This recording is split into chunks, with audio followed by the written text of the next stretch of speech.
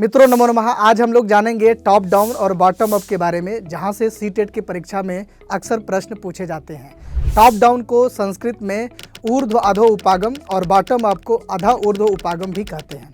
Top down approach में हम अक्सर किसी भाषा की बड़ी तस्वीर से शुरू करते हैं, जैसे कि पूरे वाक्य या पाठ को समझने की कोशिश करना और फिर उसमें मौजूद छोटे छोटे तत्वों को समझाते जाते हैं। इससे विद्यार्थियों को भाषा का समग्र संदर्भ समझ में आ जाता है।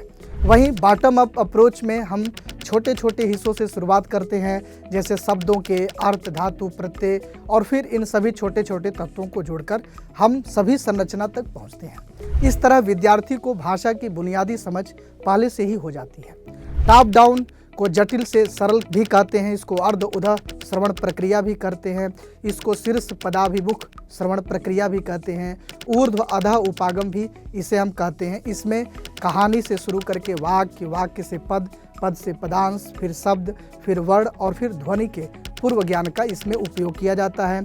समग्र रूप ध्यान केंद्रित होता है। इसमें मुख्य बिंदु पर विचार किया जाता है। इसमें अनुमान लगाना और निष्कर्ष निकालना समाहित है। सारांश लेखन इसी में आता है। बहिर्वेशनात्मक प्रश्न इसमें पूछे जाते हैं। अमूर्त अवधारणा की बात होती है।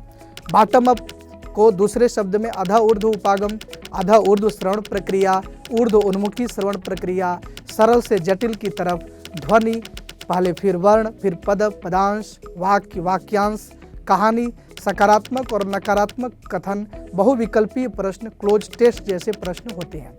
इस तरह के महत्वपूर्ण विषय को जानने के लिए टीचर्स अड्डा 24/7 के यूट्यूब चैनल को सब्सक्राइब करें और संस्कृत की दोपहर 2 बजे सीटेट की हर दिन क्लास होती है, उस क्लास में जरूर जुड़ें।